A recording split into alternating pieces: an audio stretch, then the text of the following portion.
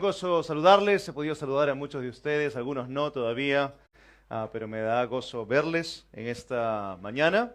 Hoy día desperté y no sabía dónde estaba en un momento. ¿Les ha pasado eso alguna vez? Que viajas a algún lugar y no sabes dónde estás ya, ni sabes qué hora es.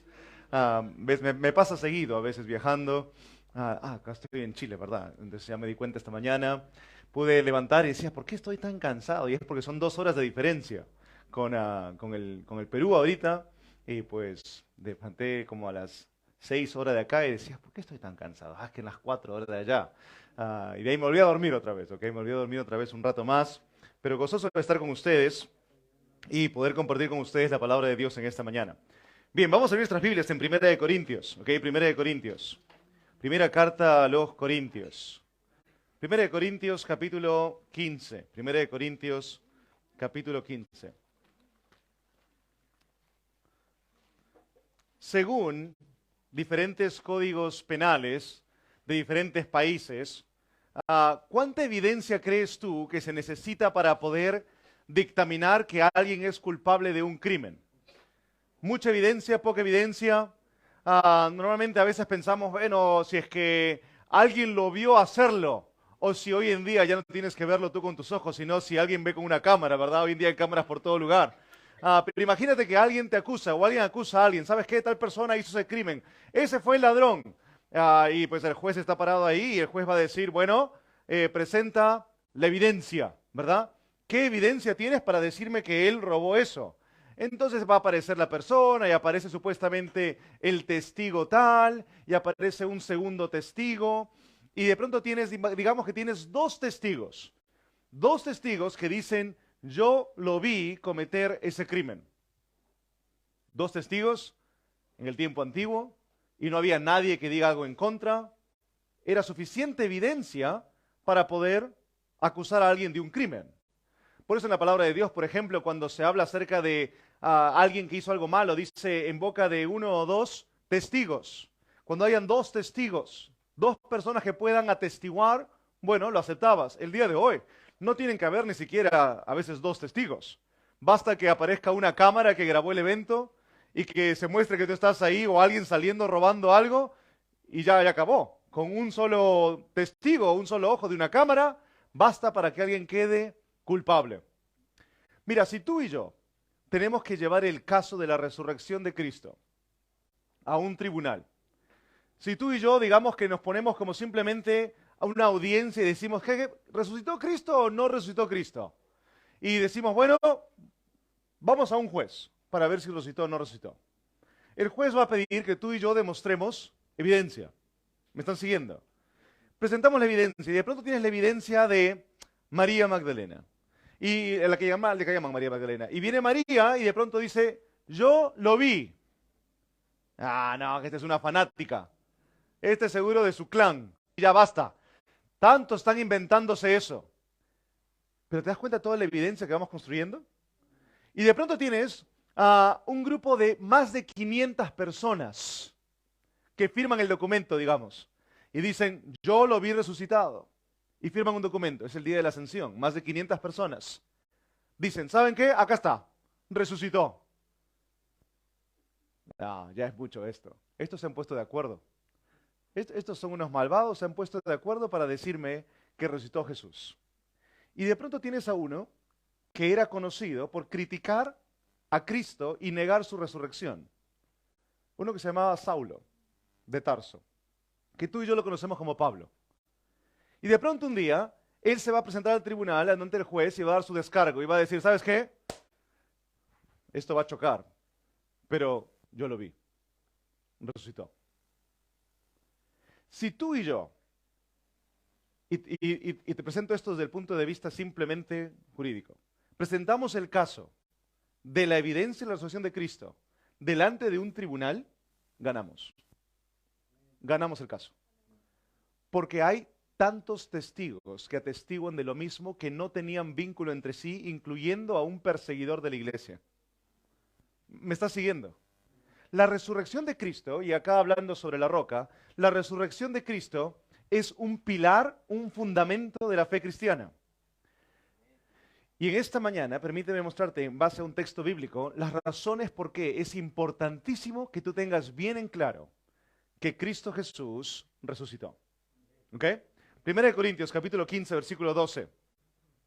1 Corintios 15, 12, dice el texto bíblico. Pero si se predica de Cristo, que resucitó de los muertos, ¿cómo dicen algunos entre vosotros que no hay resurrección de muertos? Si es que alguien dice, no, no hay resurrección de muertos, no hay resurrección de muertos, entonces, ¿cómo predicas tú el Evangelio? ¿Cómo predicas acerca de Cristo? ¿Qué te está queriendo decir el texto bíblico aquí? Aparte del llamado de atención de Pablo a los que están negándolo en cierta manera, ¿has escuchado de la palabra que no les gusta a algunos, pero que es una palabra muy importante que se llama filosofía? ¿Sí? Y hay cristianos que dicen la filosofía es mala, aléjate de la filosofía. No, eso es falso. La filosofía es algo bueno. Filos es amor, sofía es sabiduría. Amor a la sabiduría es filosofía. Filosofía bíblica es que tú ames a Dios. Entonces, todos ustedes deben de ser filósofos. ¿Piensas alguna vez? ¿Has pensado alguna vez? 2 más 2, 4, ya pensaste. ¿Ok? Si pensaste, eres un filósofo. Si has pensado alguna vez acerca de la vida, eres un filósofo. Si has pensado acerca de Dios, eres un filósofo cristiano.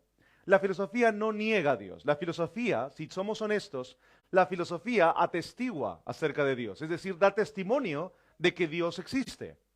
Y si tú y yo hacemos una filosofía sana en esta mañana, rápidamente, en los minutos que tenemos, si tú y yo hacemos filosofía sana, quiero que entiendas esto. La cosa más lógica de la fe cristiana es que Cristo Jesús haya resucitado. Es lo más lógico. Ahora, el mundo, ¿qué te va a decir? Tú vendes un cuento porque es ilógico que alguien haya resucitado.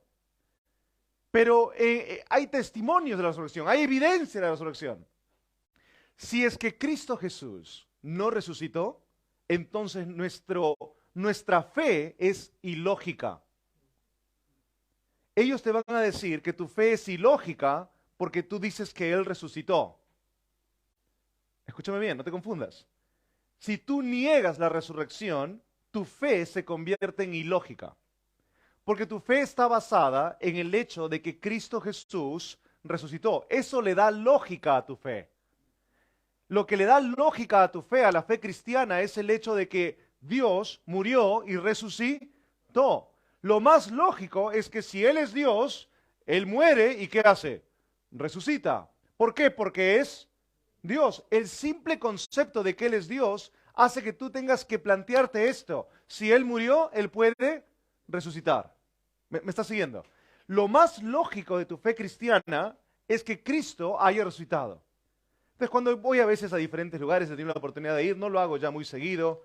Cuando estaba en Estados Unidos lo hacía más, ir a hacer foros de debate de la fe cristiana. Entrábamos a universidades y me sentaba en una mesa ahí, me ponían mi vasito de agua y algo, quizás es un café o algo por ahí, una mesa frente a cientos de estudiantes universitarios y ponían un ateo o un agnóstico a mi costado. Y nos hacían debatir sobre la fe cristiana con diferentes preguntas. Y siempre salía la pregunta de la resurrección. Y ellos decían, este es el postulado de ellos, es ilógico que tú postules que Cristo Jesús resucitó. Yo le decía, no, no es ilógico. Porque en mi sistema de pensamiento, en mi filosofía, en mi sistema de pensamiento, es necesario que Jesús resucite para que mi pensamiento sea coherente. Si Él no ha resucitado, entonces tienes todo el derecho a decirme que soy un necio. Porque no habría sentido a lo que estoy diciendo. Dios murió y quedó enterrado. No tiene sentido. ¿Me están siguiendo? Pero si Él murió y resucitó, tiene sentido, porque Él es Dios. Entonces, más allá de si tú estás de acuerdo o no estás de acuerdo con mi fe, le decía a ellos, tú no puedes decirme que hay incoherencia en el postulado, es decir, en la declaración, de que si Él murió, Él resucitó. Si Él murió, Él puede resucitar porque es Dios. Mira, estos tiempos en la mañana y en la tarde, más que una prédica como te prediqué ayer, van a ser un tiempo donde quiero que medites conmigo. Quiero que pienses conmigo, quiero que encuentres fundamento para tu fe. La lógica de tu fe se basa en que Él resucitó y tiene sentido para la fe cristiana, porque crees en un Dios. ¿Estás conmigo? Entonces, versículo primero, versículo 12, pero si se predica de Cristo, que resucitó de los muertos, ¿Cómo dicen algunos de entre vosotros que no hay resurrección de muertos? Se convierte en algo ilógico. Entonces, número uno, la resurrección de Cristo es un fundamento de la lógica cristiana. Es un fundamento de la lógica cristiana. Si tú niegas la resurrección y eres cristiano, eres incoherente, eres necio. No hay sentido en tu fe. ¿Me están siguiendo? Y gente tendría todo el derecho de decirte lo que tú dices, no tienes ni idea qué estás hablando. Bien, avanzamos. Versículo 13. Porque si no hay resurrección de muertos, tampoco Cristo resucitó. Tampoco Cristo resucitó. Entonces, ¿qué va a suceder? Veamos la evidencia histórica. Desde el punto de vista judío, ellos dicen Jesús no resucitó. Bueno, veamos la historia. Vemos atrás. ¿Y en la Biblia hay casos de personas que han resucitado? Sí hay. Sí hay. Déjame decirte, casi todo el mundo reconoce hoy en día que hay personas que han resucitado. Y lo vinculan a diferentes cosas. La ciencia lo explica de diferentes maneras. En la teología, no voy a entrar a esto por tiempo, pero lo menciono por si te interesa estudiarlo luego, hacemos una diferencia entre revivir y resucitar. ¿Ok? Y si tú quieres estudiar eso más a detalle, o si quieres preguntarme de eso cuando estemos después en un momento, me traes una bebida y conversamos. Algunos me han preguntado, pastor, ¿toma bebida de mañana? Sí, tomo bebida todo el día, ¿ok? Todo el día ando tomando lo que ustedes llaman bebida, yo le llamo gaseosa o soda. Bueno, entonces, hay una diferencia. ¿Alguna vez han visto en los médicos, ellos a veces tienen que revivir a alguien, y le van a resucitar a alguien, le van a llamar a ellos también a veces, pero es más que nada revivir a alguien? ¿Y qué hacen? Le hacen CPR, no sé cómo le llaman CPR. ¿RCP le llaman acá? Oh, parecido, ok. RCP. Yo recuerdo en Estados Unidos, cuando tenía que trabajar para pagar mis estudios de teología, estaba estudiando y tenía que pagar mis estudios, me certifiqué como salvavidas, ¿ok? Me certifiqué como salvavidas. Entonces, ¿has visto ahí a los salvavidas que te imaginas ahí en playas de Estados Unidos? No, no es nada como eso, ¿ok? No es nada como eso. Estás sentado más bien en un bote, estaba sentado ahí en un bote esperando que alguien se ahogue para hacer algo, ¿ok? 12 horas ahí quemándome. Y ¿sabes qué? Nos entrenaban para poder hacer lo que le llamamos nosotros, ya me olvidé cómo le llaman ustedes, pero CPR, ¿ok? CPR, donde estás ahí, nos entrenaban para eso. Y uno esperaba nunca tener que usarlo. Pero hay momentos en los cuales las personas dejan de respirar y en un momento está ido. Está ahí, tienes que hacerle eso. Y recuerdo cuando entrenábamos, había momentos, ¿sabes cuál era mi entrenamiento favorito? Te lo cuento, no tiene nada que ver con el tema, pero te lo cuento. Era el entrenamiento en el cual tenías que golpear a tu víctima. ¿Okay? Cuando te certificas para salvavidas, cuando predico esto en Bolivia no tiene sentido, pero para ustedes sí, porque Bolivia no tiene mar, ¿ok? Cuando vas a nadar y estás ahí, estás en el mar y están ahí y se empieza a ahogar a alguien, la persona entra en pánico. ¿Alguna vez han sentido alguien la idea de ahogarse? ¿Has sentido que te ahogas?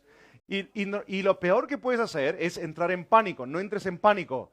Trata de flotar, tu cuerpo solito va a empezar a flotar. Entonces, la persona entra en pánico y su movimiento corporal hace que se empiece a hundir más. Y cuando uno va a rescatarlo, nos entrenaban, y así hemos sido entrenados siempre, es cuando vas, anda por atrás. Es decir, agarras a la persona por atrás. ¿Por qué? Porque si vas por delante de la persona, en su propia desesperación te puede golpear. Y si te golpea, te puede herir y de pronto ya son dos víctimas. Entonces, ¿qué te dicen? Si la persona está forcejeando, sea hombre o sea mujer, ¿sabes qué? Métele un buen golpe. Entonces nos entrenan cómo golpearlo a la persona. Y la golpeas normalmente cerca, en la parte del oído, en el lado derecho si puedes, en el lado izquierdo, donde sea, pero lo golpeas fuerte para aturdirlo y de ahí lo agarras. ¿Me entiendes? Esa era mi práctica favorita. ¿Okay? Entonces, eso hacíamos y entrenábamos y después teníamos que entrenar también cómo hacer CPR. Escúchame, lo interesante de cuando tú lees la Escritura es que tú lees texto tras texto de personas que resucitaron en el pasado. Pero todos ellos fueron resucitados con el poder de Dios. ¿Ok? Tuvo que haber un agente externo que ejecute la resurrección. Venía Elías, venía alguien, etcétera, etcétera. ¿Me están siguiendo? En el caso de Cristo, el texto nos va a decir que Dios lo resucitó, y otro texto nos va a decir que el Espíritu lo resucitó, y en otro texto se va a decir que Él se resucitó. Es el único caso en cual el agente muerto tiene el poder para levantarse a sí mismo.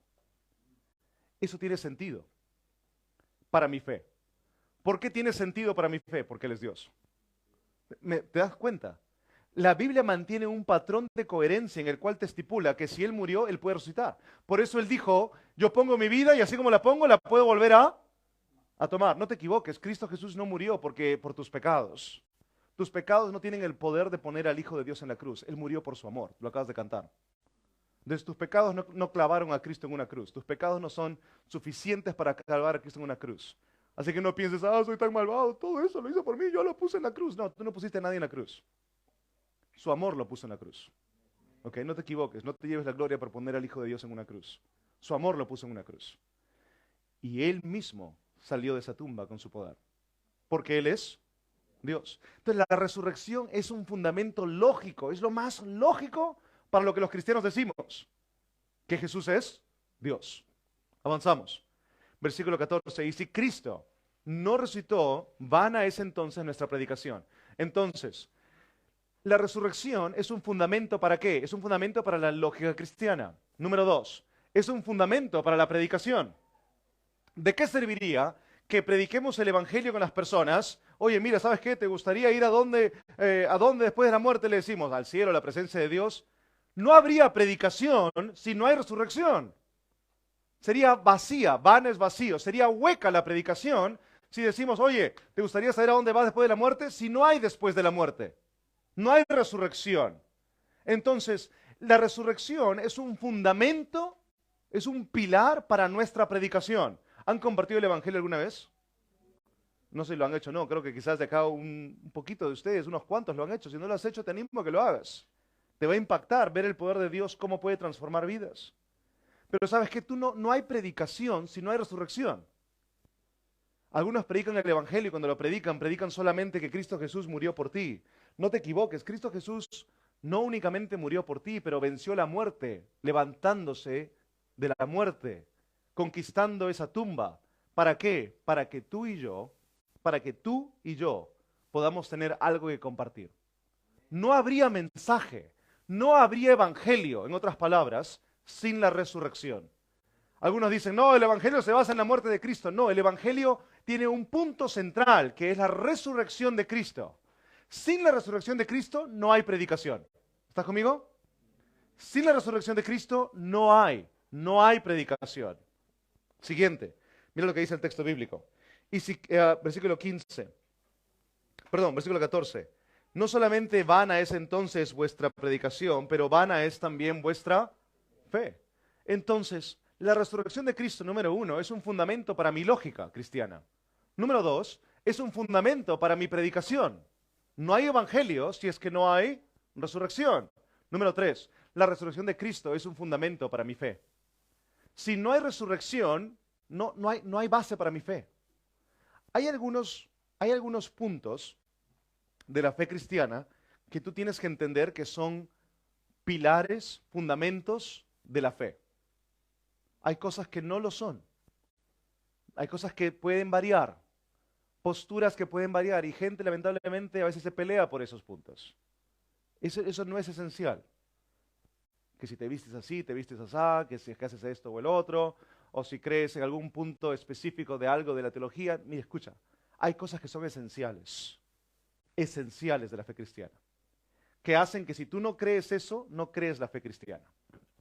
Uno de ellos es la resurrección de Cristo. Si tú no crees la resurrección, no crees la fe cristiana. Tú dices, pero yo creo que Cristo murió. Bien, te felicito, los católicos también y casi todo el mundo cree eso. No creen que Jesús es Dios. Que Jesús es Dios es un punto fundamental de la fe cristiana. Y un punto que sigue de eso es el hecho de que Cristo Jesús resucitó. La resurrección entonces es un fundamento para mi lógica, es un fundamento para la prédica y es un fundamento para mi fe. En la resurrección de Cristo yo tengo entendimiento de mi fe. Si Cristo no resucitó, mi fe es vana, mi fe es hueca. Creo un cuento de hadas. Creo simplemente un cuento por ahí. Y eso es lo que la gente te va a decir. Lo que tú crees es un cuento, es un invento. No. Tiene lógica, tiene una coherencia y aparte puedo ver que tiene algo que me da, que tiene certeza, que es evidencia. Hay evidencia para la resurrección de Cristo. Si solamente fuese uno por ahí que dijo, si solamente fuese María que apareció y dijo, no, yo lo vi resucitado. Bueno, María se puede haber equivocado quizás. Si fuesen dos, con dos en una corte ya bastaba. ¿Te acuerdas que te dije al comienzo? Con dos ya bastaba. Pero digamos que fueron dos. Dos quizás se pusieron de acuerdo para armar todo este cuento. Pero cuando me estás hablando de que fueron más de 500, de diferentes lugares, de diferentes regiones, no todos de ellos necesariamente habían sido discípulos tan fieles de Cristo. Y después aparece uno que lo persiguió varios años después diciendo, yo también doy testimonio. Ahora tenemos un problema. Bueno, ellos tienen un problema. Y el problema que tienen es que hay suficiente evidencia para decir Cristo Jesús resucitó. Y eso que ni siquiera he mencionado, la tumba vacía. ¿Te das cuenta que toda religión hace postulados que uno puede decir, bueno, eso es falso, eso es falso, eso es falso, y lo puede mostrar? En la fe cristiana no hay ningún postulado, no hay ninguna declaración que ellos puedan decir, eso es falso y lo puedan demostrar. Lo único que dicen es, esto es falso porque no tiene sentido. Pero no lo pueden demostrar. ¿Me estás siguiendo? No lo pueden demostrar. Demuéstramelo. No pueden. Otros van a decir en otros credos y religiones, tenemos nuestro gran personaje aquí y murió. Bueno, está enterrado en una tumba. Pero nosotros tenemos uno que no se ha encontrado su cuerpo. Porque la tumba está vacía. Entonces, date cuenta, la resurrección de Cristo tiene el fundamento, ¿para qué? Tiene lógica, tiene el fundamento ¿para qué? Para tu predicación, tiene el fundamento número 3, para tu fe. Seguimos avanzando, versículo 15. Y somos hallados falsos testigos de Dios, porque hemos testificado de Dios que Él resucitó a Cristo, al cual no resucitó, si en verdad los muertos no resucitan. Entonces, si tú dices que no resucitó Cristo, estás diciendo, uno, que Dios es un mentiroso, y tú también eres un mentiroso. ¿Te das cuenta? Esto es bien serio. Porque si lo niegas, niegas a Dios y te haces a ti un mentiroso. Versículo 16.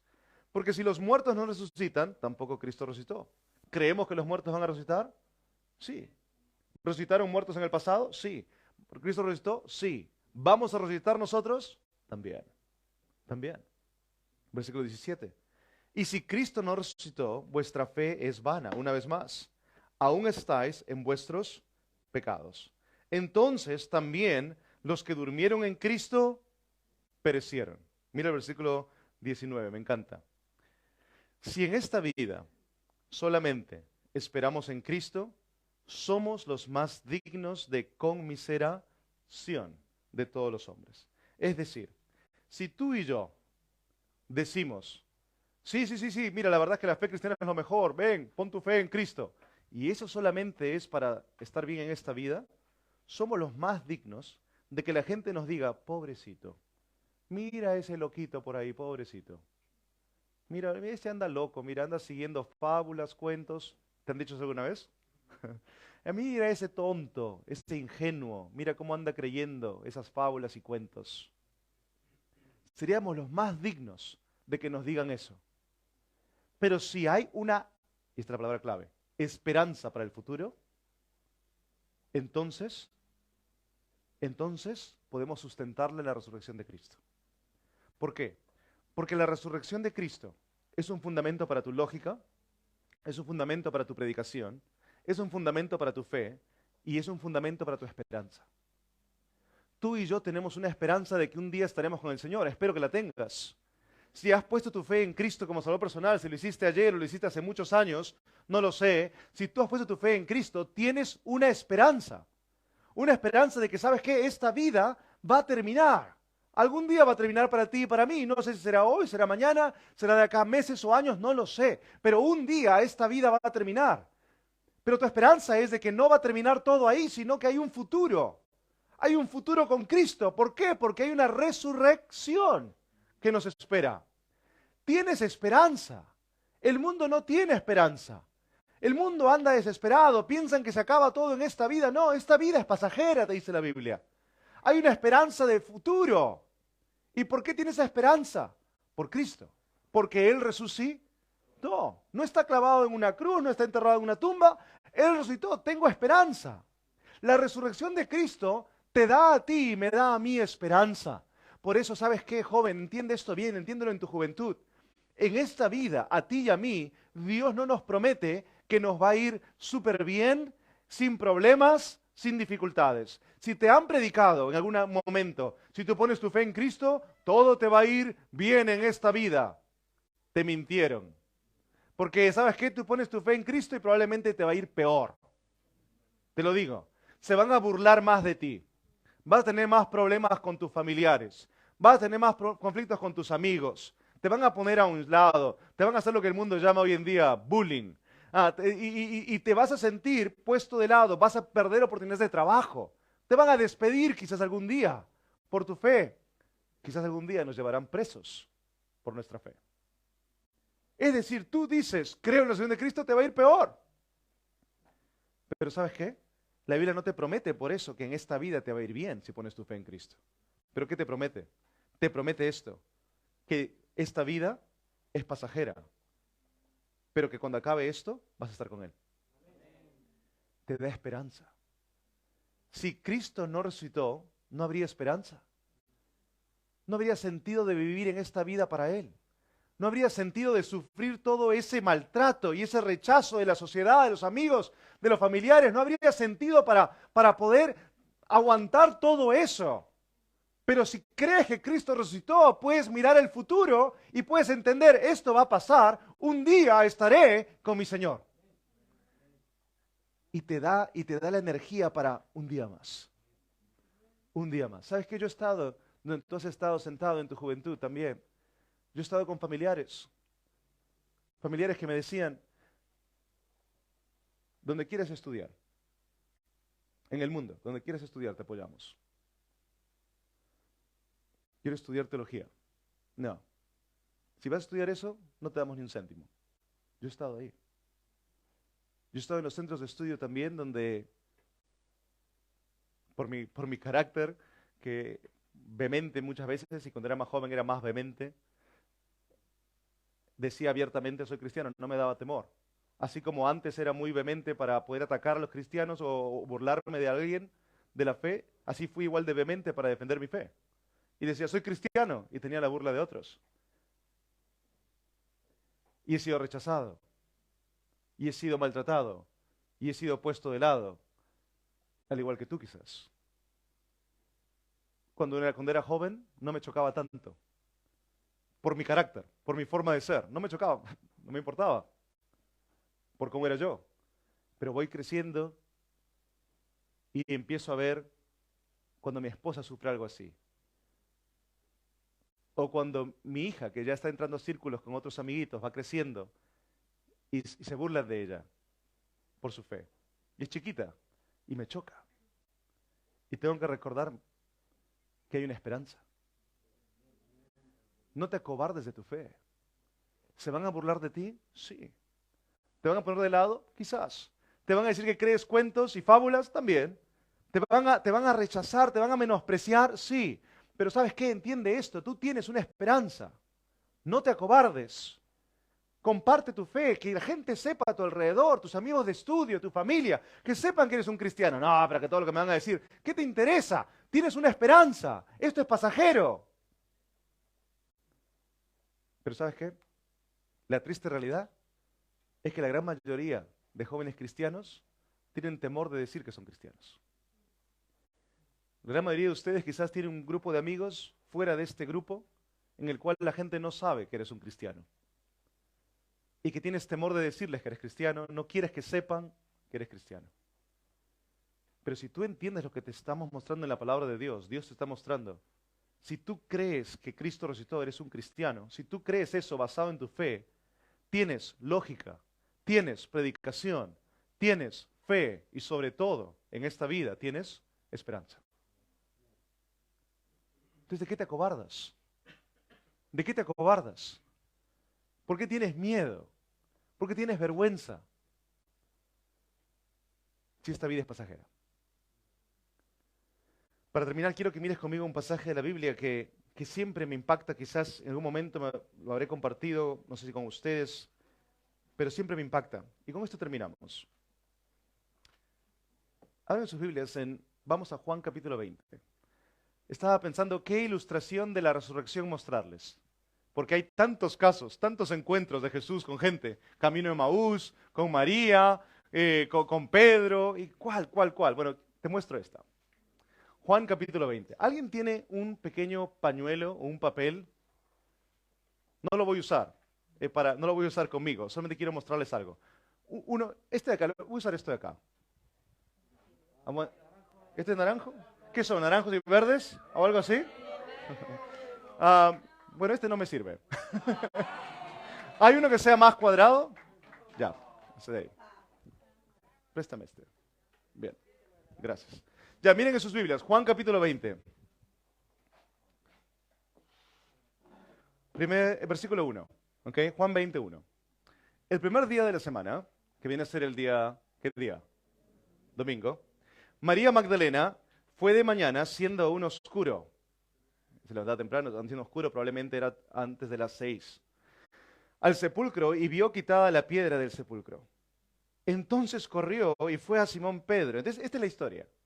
Va María y ve que la piedra ha sido removida. ¿Qué hace? No entra, sino que va y hace lo que muchos hacen, va a chismear. ¿Okay?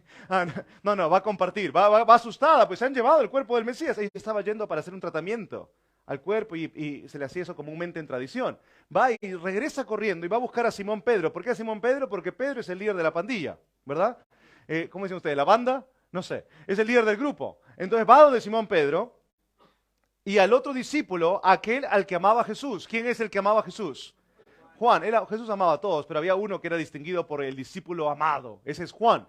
Entonces va donde Pedro y va donde Juan y les dice a ellos, se han llevado del sepulcro al Señor y no sabemos dónde le han puesto. ¿Te imaginas esa escena? María llorando. ¿Te ha pasado que hablas con alguien que no entiendes qué te dice? ¿Te imaginas cómo habrá sido ese diálogo? No sé, de repente lo dijo claramente, de repente lo dijo entre lágrimas y Pedro y Juan, oye, ¿qué estás diciendo? Repite, se han llevado el cuerpo. Y mira lo que sucede, versículo 3. Escucharon eso Simón y Juan y salieron Pedro y el otro discípulo y fueron al sepulcro. Entonces, escucharon la noticia y dejaron lo que estaban haciendo y salieron corriendo a toda velocidad, corriendo, no sabemos cuánta era la distancia, pero te voy a dar un dato interesante. Ese es un dato profundo de la teología. Mira, corrían los dos juntos, pero el otro discípulo corrió más a prisa que Pedro y llegó primero al sepulcro. Esa es una pregunta que hago en mis exámenes de teología a mis alumnos cuando enseño. ¿Quién era más gordo, Pedro o Juan? ¿Ok? ¿Quién era? ¿Quién era más gordo? Pedro, pues porque salieron corriendo los dos juntos y dice que el otro llegó más rápido, ¿verdad? Entonces acá te das cuenta, mira, uno era más lento que el otro.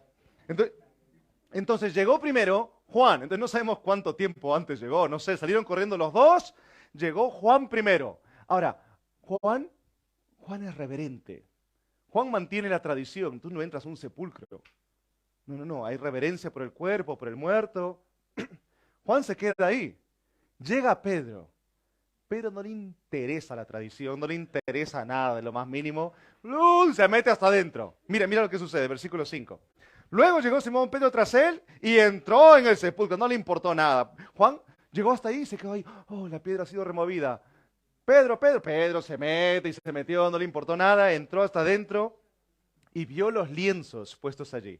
En el tiempo antiguo, cuando enterraban un muerto, lo envolvían con una sábana. Era la tradición. Bien apretadito, lo envolvían como con una sábana, ¿ok? Pero el rostro era envuelto con algo como una toalla, que se le llamaba un sudario, ¿ok? Han escuchado quizás en algún canal de televisión, habrán pasado alguna vez la historia del rostro de Jesús, pues, que se cubrió con un manto. Y bueno, todo eso son cosas que no se pueden probar realmente. Pero se envolvía comúnmente con un sudario, aparte de la sábana. O sea, la sábana cubría hasta acá, del cuello. Pero el rostro era envuelto de una manera distinta, con una pieza distinta, una pieza de tela distinta. Versículo 6. Entonces, luego llegó Simón tras él y entró en el sepulcro y vio los lienzos puestos allí. Versículo 7. Y el sudario ¿qué era? Lo que envolvía el rostro. Y el sudario que había estado sobre la cabeza de Jesús, presta atención aquí, no puesto con los lienzos, sino enrollado en un lugar aparte. ¿Por qué está este verso de la Biblia ahí? Tiene que haber una razón. Dios no desperdicia palabras y cada palabra en la Biblia es importante. Entonces, el versículo 6, todo lo que me dice es esto, que el lienzo estaba puesto a un lado y el sudario estaba enrollado en un lugar aparte. Cuando ustedes van a comer a un restaurante, o en casa quizás, le ha enseñado, quizás alguno de ustedes les ha enseñado, o a varios quizás, su madre, que cuando comes en un restaurante formal y acabas tu comida, tienes que dejar los cubiertos en cierta posición. ¿Les han enseñado eso? ¿Sí?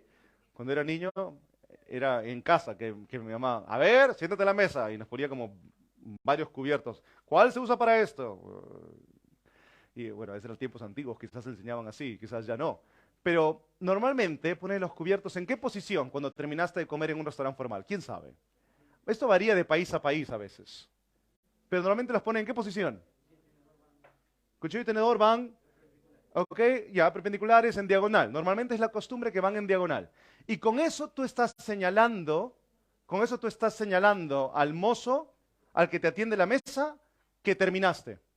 Puede estar tu plato lleno, quizás, no te gustó, pero lo pones así y señalas que ya se acabó, porque lo pusiste en esa manera. ¿Me estás siguiendo? Préstame atención aquí para que no te pierdas. Y lo pones así, ya terminaste.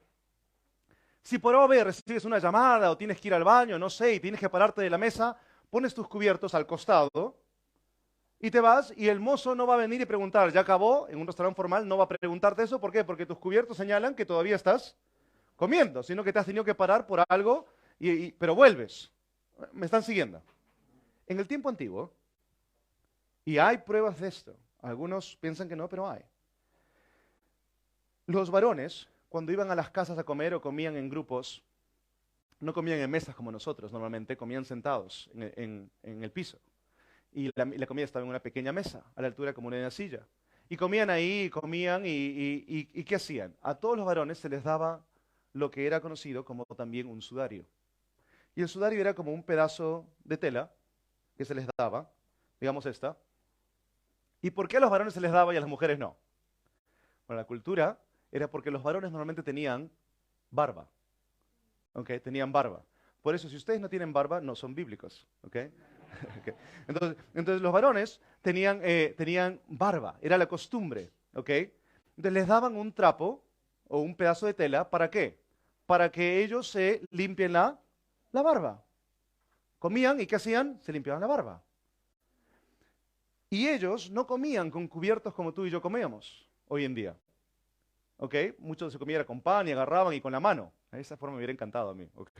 Así me olvidaba de que este cubierto para el pescado, este cubierto para... Entonces, así agarraban todo. ¿Ok? Era lo más común. Entonces, ¿qué sucede? Cuando uno había terminado de comer, ¿qué hacía? Cuando uno había terminado de comer, envolvía con lo que había limpiado, su sudario, y lo ponías. Terminaste de comer. ¿Me estás siguiendo? Pero si tú no has terminado de comer y vas a continuar comiendo, préstame atención, ¿qué hacías? Lo doblabas bien bonito, lo enrollabas y lo ponías a un costado. Esa era tu señal, que sabes qué, te tienes que retirar por un momento por algo, pero no has terminado de comer. Tienes que seguir, vas a seguir comiendo. ¿Estás conmigo? Ahora, lee la Biblia conmigo. Versículo 6, versículo 7, perdón, 7, presta atención.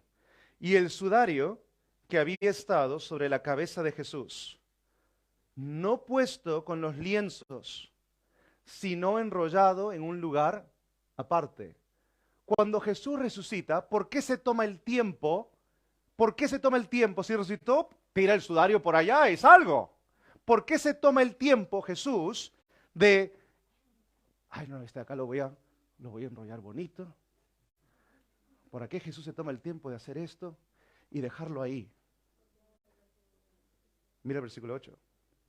Entonces entró también el otro discípulo que había venido primero al sepulcro y vio y creyó. Y gente dice, ¿vio la tumba vacía? No, no, no, yo no creo que vio la tumba vacía. Ya sabía que estaba vacía, le dijo María, ya vio la piedra que había sido rodada. ¿Qué vio? El sudario enrollado en un lugar aparte.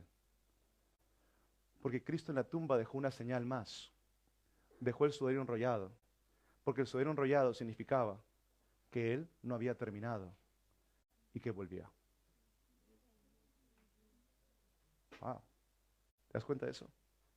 Cristo dejó el rollo, te tomó el tiempo, resucitó y no salió, sino resucitó y lo dobló bien, lo dejó ahí para decir, ¿sabes qué? Yo vuelvo, porque Él resucitó. La tumba quedó vacía y la piedra fue rodada. Escúchame bien.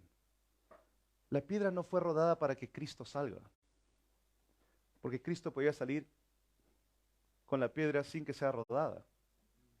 ¿No has leído después que Él traspasaba paredes con un cuerpo glorificado? Piensa, ¿para qué fue rodada la piedra entonces? La piedra no fue rodada para que Él saliese, no te equivoques. La piedra fue rodada para que tú y yo entremos y veamos que Él no está ahí y que el sudario está enrollado, porque Él no ha terminado y va a volver. ¿Sabes por qué va a volver? Porque resucitó. Oramos y terminamos.